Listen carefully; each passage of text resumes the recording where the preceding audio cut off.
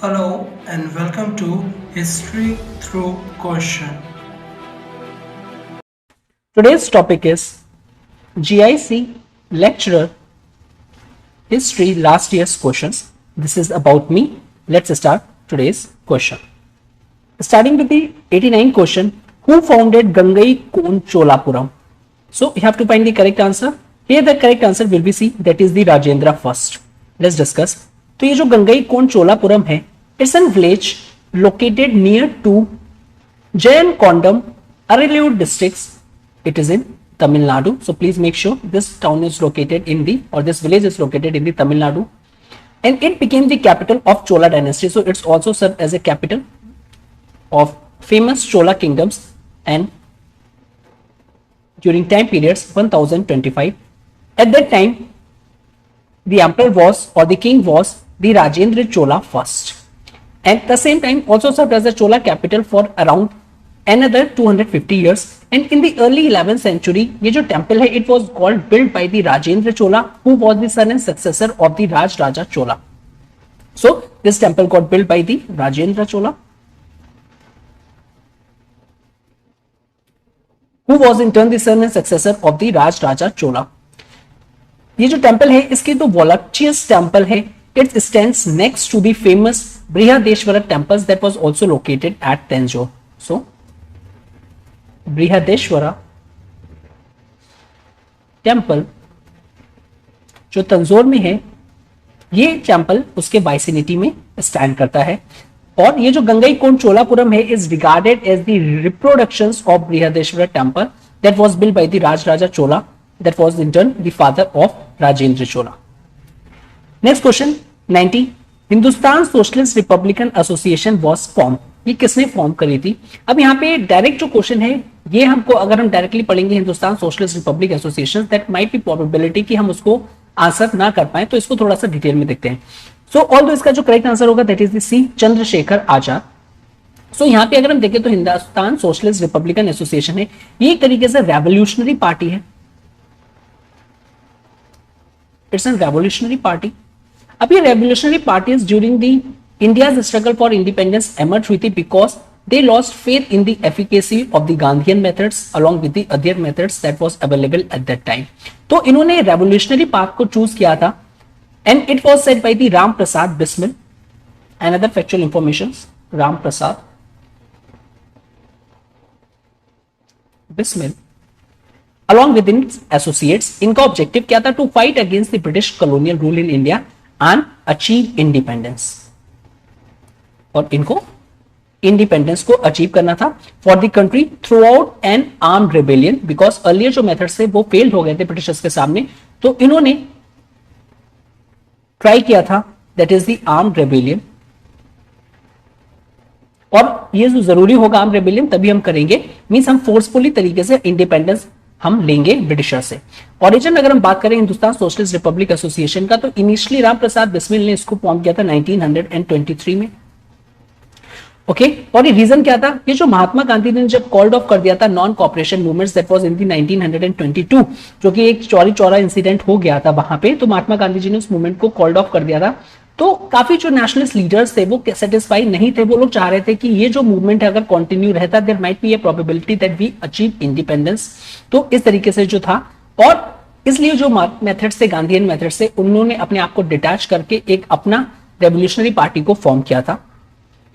साथ ही साथ broke away from it and form the Swaraj party, जो कि इसमें से सम यंगर नेशनलिस्ट जो थे एंड द वर्कर्स थे, they lost the faith in the efficacy of the Gandhian methods, और उन्होंने अडॉप्ट कर लिया था non violence through the revolutionary movements, ताकि वो फ्रीडम को अचीव कर पाए.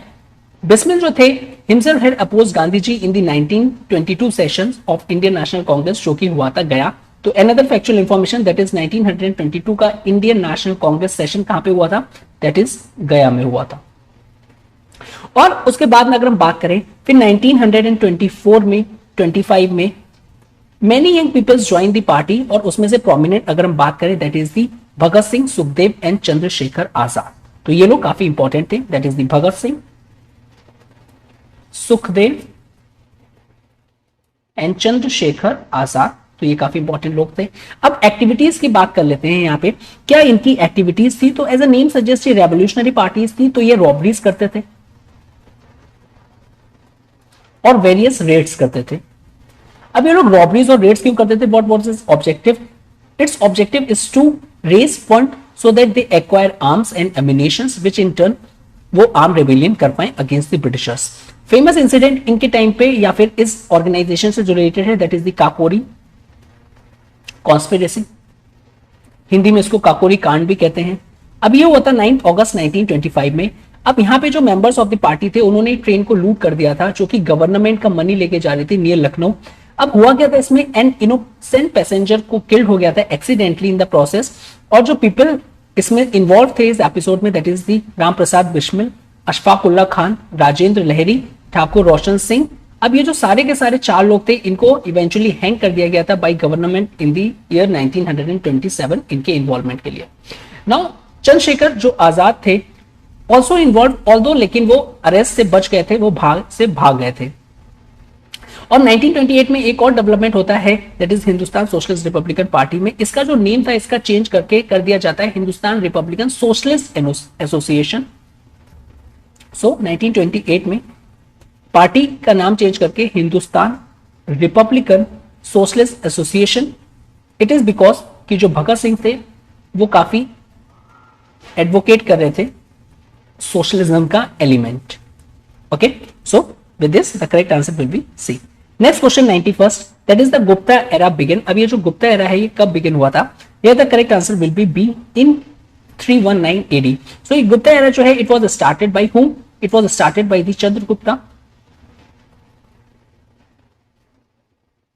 first in the year 320 AD, and he was the real founder of the Gupta dynasty and was also known as the Maharaja Dhiraja.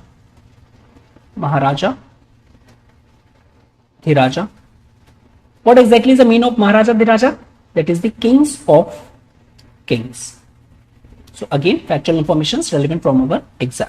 92 question, in the memory of which victory Akbar built the Buland Darwaza? तो कौन सा ऐसा event हुआ था या फिर कौन सी इन्होंने विक्ट्री को किया था उसके बाद जो बुलंद दरवाजा को कंस्ट्रक्ट किया था?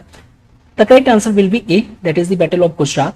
तो बुलंद दरवाजा या अगर हम बात करें that is the door of the victory, it was built by the Akbar in the year 1575 AD in order to commemorate his victory over the Gujarat.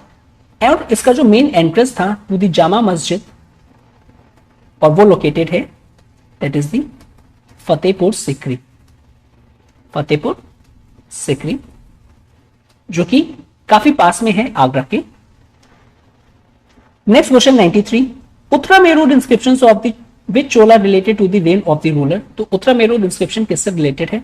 तो ये जो फेमस इंस्क्रिप्शन है उत्तरामेरूर इंस्क्रिप्शंस, बिकॉज यहां से हमको local self government of Chola empire के बारे में पता चलता है और यहां से रिलेट करता है दैट इज द बी से, चोला किंग प्रांतिका फर्स्ट से। ये जो टेम्पल इंस्क्रिप्शन है उत्तरामेरूर का ये काफी ज्यादा नोटिशिएबल है फॉर हिस्टोरिकल डिस्क्रिप्शंस जो कि हमको प्रोवाइड करता है दैट इज द रूरल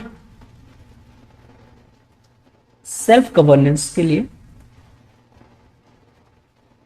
और बेसिकली ये इंडिकेट करता है कि उत्तरामेरूर हैड 2 विलेज असेंबलीज। ये जो उत्तरामेरूर है यहां पे 2 village assemblies are available, 2 village assemblies. At that time assemblies played an important role. और यहां पे ये जो 2 विलेज असेंबलीज हैं its name is sabha and the Ur. Now ये जो सभा है it was an exclusively dominated by the Brahmin class which in turn अगर हम इंग्लिश में बात करें that is the priestly class assembly. On the other hand, Ur was made up of the people belonging to the all classes. So people from all classes allowed to enter in this association that is the Ur. Next question 94, who among the following was the first women rulers of the medieval India? It was quite an important topic and we have already discussed in a length and bit in detail. So here the correct answer will be C, that is the Razia Sultan. Okay. So here यहाँ पे हमने बात करी है medieval India की, okay तो इसलिए यहाँ पे जो करेक्ट आंसर होगा दैट इज दी सी, रजिया सुल्तान। और इससे पहले जो ये क्वेश्चन आया था उसमें हमने नूरजहां के बारे में भी देखा था, चांद बीवी के बारे में भी देखा था, दुर्गावती के बारे में भी देखा था और Razia Sultan. So it's an repeated question जो कि ऑलरेडी हम लोग डिस्कस कर चुके हैं। 95 question, the ruins of which of the following places represent the ancient capital of Vijayanagara. तो क्वाइट इंपॉर्टेंट टॉपिक। तो यहां पे अगर हम बात करें तो यहां पे बताया गया है the rooms of which of the following places जो रिप्रेजेंट करता है ancient capital of Vijayanagara. So here the correct answer will be C, that is the Hampi. Now थोड़ा सा देख लेते हैं इसके डिटेल के बारे में। That is the archaeological survey of India. Recently काफी न्यूज में था, it is because archaeological survey of India is about to install, वो एक वुडन बैरिकेड को इंस्टॉल करना चाहते हैं, वुडन बैरिकेड। अब ये वुडन बैरिकेड को कहां इंस्टॉल करेंगे? That is around the stone chariot inside जो है विट्ठला टेम्पल कॉम्प्लेक्स, विट्ठला टेम्पल कॉम्प्लेक्स, जो कि इन टर्न है यूनेस्को एक वर्ल्ड हेरिटेज साइट। वो कहां पे लोकेट करता है? दैट इज दी हम्पी में। अब ये क्यों कर रहे हैं? Basically its objective is to protect. अब ये क्या प्रोटेक्ट करना चाहते हैं? Its objective is to protect the documents that was located at the Hampi, so that is why it was quite an important. Okay, so ये चीजें हमको याद रखनी है। अब हम्पी के बारे में देख लेते हैं थोड़ा सा, क्वेश्चन हमारा हम्पी से रिलेटेड है। तो ये जो हम्पी है, Hampi is the 14th century की अगर हम बात करें तो ये विजयनगर एम्पायर की कैपिटल थी, जो कि लोकेटेड है, अगर हम डिटेल में बात करें, that is the Tungabhadra basin in Bellary district central Karnataka में। तो it was located in modern day Karnataka. अब ये जो विट्ठल टेम्पल कॉम्प्लेक्स है, it was one of the finest example of Vijayanagar temple architecture, because Vijayanagar जो है it was also famous for its temple architecture. और साथ ही साथ a large number of royal buildings were raised by the whom, that is the Krishna Dev Raya. So make sure this word, that is the Krishna Dev Raya, and its time period will be 1509 से लेकर 1530 तक। And Vittal Temple Complex is one of them, जो कि उन्होंने build किया था। यहाँ पे टेम्पल्स ऑफ हम्पी की अगर बात करें, they are noted for their large dimensions because the temple dimensions are quite large. So first and the foremost is characteristic is the large dimension. Another characteristic is the florid ornamentation. Florid ornamentations along with various carvings and n numbers of pillars are there. Along with it, it includes the subjects from the Ramayana and Mahabharata, such as carvings is related to or pillars of inscriptions was there. So its subjects taken from the two epics, that is the Ramayana and Mahabharata. In 1986, Hampi को declare किया गया था as an world heritage site by UNESCO, because most of the times ये questions भी आ जाते हैं कि यूनेस्को की जो वर्ल्ड हेरिटेज साइट है दैट इज द हम्पी, और ये कब उसको बनाया गया था? तो it was in the year 1986। So this is all about the Hampi. Another question 96, where did the Kumara Devi that is the queen of Govind Chandra Gaharwal built Dharmachakrajina Vihar? तो यहां पे बताना है, यहां पे जो करेक्ट आंसर होगा that is the Sarnath. Simple इसका आंसर है, already discussed. 97, which of the following is not inscribed on the coins of the Chola? अब यहां पे कुछ समझने वाली बात है, हमको बताना है कि इनमें से कौन सा जो चोला के जो कॉइन्स मिलते हैं उनमें इंस्क्राइब नहीं है। तो हियर अगर करेक्ट आंसर हम देखें दैट इज द चीता। ओके, अब सबसे पहले क्वेश्चन आता है कि हम लोग काफी कंफ्यूज हो जाते हैं, यहाँ पे सर टाइगर तो था लेकिन चीता यहाँ पे जो है हो सकता है, लेकिन यहां पे चीता कंफ्यूज करने के लिए डाला गया है बिकॉज टाइगर इंक्लूड था और चीता नहीं। सबसे पहले इस क्वेश्चन को देख लेते हैं, लेकिन उससे पहले थोड़ा सा डिफरेंस देख लेते हैं। What is the difference between tiger and cheetah? तो टाइगर की अगर हम बात करें, सो टाइगर इज लार्जर, ये लार्जर है, साथ ही साथ हैवियर भी है देन चीता, और यही रीजन है ये जो चीता है जब लाइट है और less heavier in comparison to tiger, और इसका जो स्पीड है काफी फास्ट हो जाती है। On the other hand tiger की अगर हम बात करें, it was only found in Asia, while चीता जो है it was currently distributed only in Africa. अब ये जो टाइगर हैं इनकी एक और कैरेक्टरिस्टिक है that is they roar but not the चीता। चीता रोर नहीं करता है, हेंस ये जो टाइगर है इसको रिगार्ड करते हैं और कंसिडर करते हैं as a big cat, but जो चीता है is not considered as a big cat. Cheetah can run exceptionally faster than any tiger. Okay, तो यहाँ पे ये कुछ कंफ्यूजन था that is between the tiger and cheetah. तो यहाँ पे चीता दे रखा है, that was the wrong answer, और अगर यहाँ पे टाइगर होता वो इंक्लूड होता। ओके, लेकिन यहाँ पे हमसे पूछा है कि कौन नॉट इंस्क्राइब्ड है, तो डेडिकेटली उसको जानबूझ के ये ऑप्शन को रखा गया था। थोड़ा सा देख लेते हैं इसको डिटेल के बारे में। आर्कियोलॉजिकल एक्सकेवेशन हुआ था recently, that is the Kaveri Pattanam में,